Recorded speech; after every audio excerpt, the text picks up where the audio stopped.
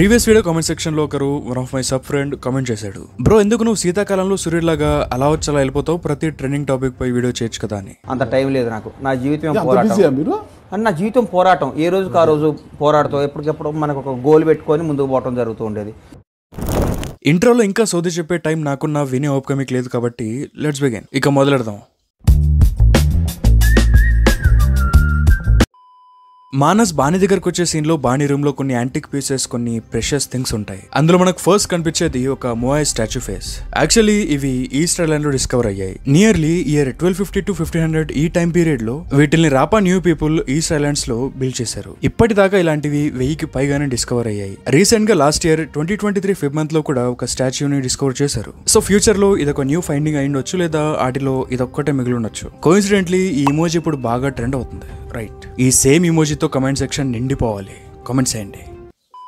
తర్వాత same room లో lord Venkateswara కిరీటాన్ని చూడొచ్చు. తిరుపతిలో ఉండే లార్డ్ వెంకటేశ్వర ఒరిజినల్ క్రౌన్ ని దాదాపు 500 years ago విజయనగర సామ్రాజ్యానికి రాజైన శ్రీకృష్ణ దేవరాయలు డొనేట్ చేశారు ఆ టెంపుల్ కి. ఆ కిరీటమే ఇది. దీన్ని చాలా మంది నోటీస్ చేసేసి ఉంటారు. నెక్స్ట్ ఇక్కడ ఒక గద ఉంటది. మోస్ట్ ఆఫ్ ది పీపుల్ అది హనుమంతుడు గద అని కన్ఫ్యూజ్ అయి ఉంటారు, కానీ కాదు. మోస్ట్ ప్రాబబ్లీ అది హనుమంతుడు గద అయి ఉంటది, బికాస్ సప్త చిరంజీవుల్లో అతను ఒకడు. He is also one of the immortal like Ashwatthama. So తను కూడా ఇంకా బతికే ఉంటాడు కాబట్టి తన గద తన దగ్గరే ఉంటది. మరి ఈ గద ఎవరిదంటే ఏమో నాకే తెలియాలి. మేబీ భీముడిదేమో, నాకేం తెలియదు. జస్ట్ ఇమాజిన్ ఏ సినారియో, భీముడు కూడా మళ్ళీ పుట్టి కరెక్ట్ గా భైరవ వర్సెస్ యాస్కిన్ ఫైట్ జరుగుతున్నప్పుడు కాంప్లెక్స్ లోకి వచ్చి భైరవకి సపోర్ట్ గా అదే సేమ్ గదతో ఫైట్ చేస్తే ఎలా ఉంటది? And there is lot of history books and different statues కూడా ఉంటాయి అక్కడ. ఈ షాట్ లో మస్క్ మావ పేరుని చూడొచ్చు. కల్కిలో కల్కి రిఫరెన్స్ ల కంటే ఎలాన్ మస్క్ రిఫరెన్స్ లు ఎక్కువ ఉన్నాయి. ఎపిసోడ్ 1 లో మనం hyper loop comes Kashi loop గురించి మాట్లాడుకున్నాం. ఇఫ్ మీరు ఆ ఎపిసోడ్ చూసుండకపోతే చూసేయండి. వీరన్ సుమతిని క్వశ్చన్ చేసే సీన్ లో ప్రాజెక్ట్ కే అంటే ఏంటి అని అడుగుతాడు, but she I don't know అంటది. దెన్ నేను రియలైజ్ అయింది ఏంటంటే సినిమా మొత్తం చూసాక కూడా ప్రాజెక్ట్ కే అంటే ఏంటో మనకు క్లారిటీ రాలా. అంటే కే అంటే కలియా, కల్కియా లేక కిరణ భవరం అనేది నో ఐడియా. నాగి కూడా డైరెక్ట్ గా ఆర్ ఇండైరెక్ట్ గా ఎక్కడ ఎస్టాబ్లిష్ చేయాల. మేబీ సెకండ్ పార్ట్ లో ఏమైనా క్లారిటీ ఇవ్వచ్చు, but at present I think K means కలి. తర్వాత రాజమౌళి క్యామియో సీన్ లో obviously most of the people ఇది నోటీస్ చేసేసి ఉంటారు. Bounty Hunter the Rajamouli vehicle లో బాహుబలి స్వాడ్ ఉంటుంది. ఇది బాహుబలి గురించి ఒక బ్రహ్మాండమైన రిఫరెన్స్. ఆ కత్తితో మాత్రమే కాకుండా డైలాగ్స్ త్రూ కూడా రిఫరెన్స్ ల వర్షం కురిపించారు, విచ్ ఇస్ వెరీ కూల్. కానీ ఈ బిట్ మాత్రం ఎన్నిసార్లు చూసినా నవ్వొస్తుంది.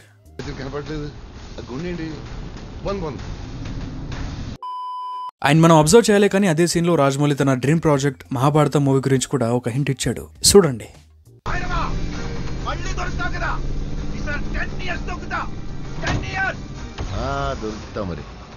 ఒక ఇంటరాక్షన్ లో మహాభారతం మినిమం 10 ఏళ్ళు పడుతుందని చెప్పేశాడు రాజమౌళి. సో లాక్ చేసేయండి సార్, లాక్ చేసేయండి. అశ్వత్థామ వర్సెస్ భైరవ సీక్వెన్సెస్ లో అయినా లేదా అశ్వత్థామ ఫైట్ చేసే ఏ సీన్ తీసుకున్నా అందులో ఆ క్యారెక్టర్ డిఫరెంట్ లెవెల్లో స్టాండౌట్ అవుతుంది. రీసెంట్ ఫిల్మ్ మేకింగ్ ప్రాసెస్ లో తీసుకున్న కొన్ని డెసిషన్స్. అందులో ఫస్ట్ హైట్. ద్వాపరయుగంలో humans height nearly 8 to 12 feet ఉండేది. సో ఆ పర్ఫెక్షన్ మిస్ అవ్వకూడదంటే అశ్వత్థామని ఆబ్వియస్లీ హైట్ గా చూపించాలి. ఎంటైర్ మూవీలో అశ్వత్థామ అంతా జైంట్ గా కనిపించడానికి VFX అండ్ CGI తో పాటు one of the main reason Sunil Kumar ఈ మూవీలో అశ్వత్థామ క్యారెక్టర్ కోసం బాడీ డబుల్ గా పనిచేశాడు. అండ్ స్త్రీ 2 లో కూడా ఇతను విలన్ గా చేశాడు, బట్ అందులో VFX తప్ప ఏముండదు అనుకోండి, అది వేరే విషయం. భైరవ రీఇన్కార్నేషన్ ఆఫ్ కర్ణ అని నాగి ముందు నుంచే హింట్ ఇస్తూ వచ్చాడు, కానీ కలికాలం కదా మనకి అర్థం కాల. కర్ణుడికి ఉన్న దరిద్రం వల్ల, ఐ మీన్ కర్సెస్ వల్ల సరిగ్గా యుద్ధం చేసేటప్పుడు లేదా ఏదైనా ట్రబుల్ లో ఉన్నప్పుడే తన శాపాలు రాజమౌళి సినిమా బ్లాక్ బస్టర్ కొట్టినట్టుగా బ్లాక్ బస్టర్ గా పనిచేస్తాయి. లైక్ దట్ సినిమాలో కొన్ని సిచ్యువేషన్స్ లో కూడా భైరవ నెత్తి మీద దరిద్రం డాన్స్ చేస్తూ ఉంటది. ఒక ఎగ్జాంపుల్ చెప్తా. Ashwatthama versus Bhairava fight sequence లో అశ్వత్థామ భారతీయుడు మర్మకళ లాంటి ఒక కళను యూజ్ చేసి కొడితే భైరవ కాలెళ్ళి ఒక హోల్లో స్టక్ అవుతుంది. సినిమా స్టార్టింగ్ యానిమేషన్ లో కర్ణ రథచక్రం ఎలాగైతే స్టక్ అవుతుందో సేమ్ తన లెగ్ కూడా అలాగే స్టక్ అవుతుంది. ఎంత ట్రై చేసినా ఎంత పీక్కున్నా పైకి రాదు. ఆ టైంకి బుజ్జి రాకపోయి ఉంటే భైరవ గయా. సిమిలర్లీ కర్ణ కర్సెస్ కూడా ఇలానే పనిచేస్తాయి మెయిన్ టైంలో. సో నాగి ముందే ఇంటి చేశాడు, ఇది నాగి కూడా తెలుదు. అమ్మ శంబాలకు వచ్చాక ఈ పెద్ద మనిషికి తన అక్కడ ఉండడం ఇష్టం ఉండదు. ఒకరి కోసం ఇంతమంది ప్రాణాలు డేంజర్ లో పెట్టడం ఎందుకని ఫీల్ అవుతూ ఉంటాడు. తర్వాత వర్షం పడ్డాక తన కడుపులో ఉంది దేవుడు అని కన్ఫర్మ్ చేసుకున్నాక సైలెంట్ అయిపోతాడు అనుకోండి. But the thing is seen లో కొంచెం వెనక్కి వెళ్తే వీరన్ సీరియస్ తో తన్ని ఫ్లక్స్ ల్యాండ్స్ కి తీసుకెళ్తామా, అక్కడైతే తను ఎవరు ట్రాక్ చేయలేరు అంటాడు. దెన్ సీరియస్ గా నో మెన్స్ తినేస్తారు అంటాడు. అక్కడ ట్రాక్ చేయలేదు. నో మన్ తినేస్తారు. నోమన్స్ గురించి currently we don't have any kind of information. And ఈ నోమన్స్ గురించి నాగిన్ ఒక ఇంటరాక్షన్ లో అడిగితే హీ వాస్ లైక్, మీకు చెప్పడం కంటే విజువల్ గా చూపిస్తేనే మజా వస్తుంది, పార్ట్ 2 లో చూసుకుందాం, వెయిట్ చేయండి అన్నాడు. సో కల్కి వరల్డ్ లో కాంప్లెక్స్ అండ్ కాశీ మాత్రమే కాకుండా వరల్డ్ లో ఇంకా different places and different people survive అవుతున్నారు. మోస్ట్లీ కాంప్లెక్స్ కంట పడకుండా సీక్రెట్ గా. మేబీ నోమన్స్ ఒక ట్రైబ్ అయి ఉండొచ్చు, లేదా మాన్స్టర్స్ అయి ఉండొచ్చు. లెట్స్ సీ సెకండ్ పార్ట్ లో నాగి ఎలా ప్లాన్ చేశాడు.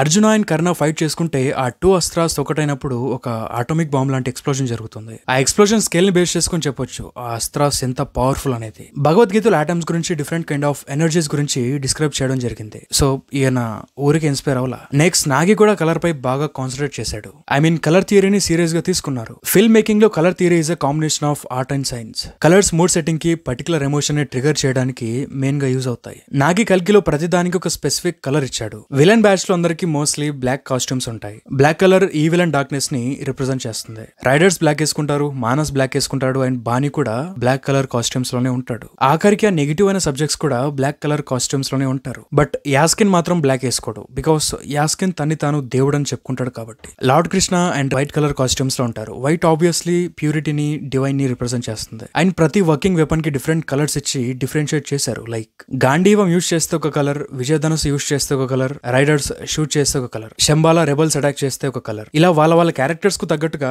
కలర్స్ ని డెడికేటెడ్ గా పెట్టారు. నాగి అండ్ టీమ్ ప్రతిదీ మాక్సిమం ఎఫర్ట్స్ తో పర్ఫెక్షన్ తో చేశారు. It's worth watch. ఇలాంటి అటెంప్ట్స్ TFI లో ఇంకా జరగాలి. TFI ఇంకా ఎదగాలి. TFI తో పాటు మన సబ్స్క్రైబర్స్ కౌంట్ కూడా కొంచెం పెరగాలి. అది కొంచెం చూసుకోండి అబ్బా, మరీ తగ్గుతానే పోతుంది. వాగర్త సంపర్తో భాగర్త పతిపతే జగత పితరు వందే భారతి పరమేశ్వరు. సో ఇది వీడియో, అది మ్యాటర్. That's it. వీడియోని ఎండ్ వరకు చూసారంటే you my true cinema audience. వీడియోపై మీ థాట్స్ ఏంటో కామెంట్ చేయండి. అండ్ నెక్స్ట్ వీడియోలో మళ్ళీ కలుసుకుందాం. Till then enjoy your next moment. Thank you. Thanks for watching this video and bye. ఏదో చెప్పాలని మరిచితిని, ఏంటో గుర్తురాట్లా.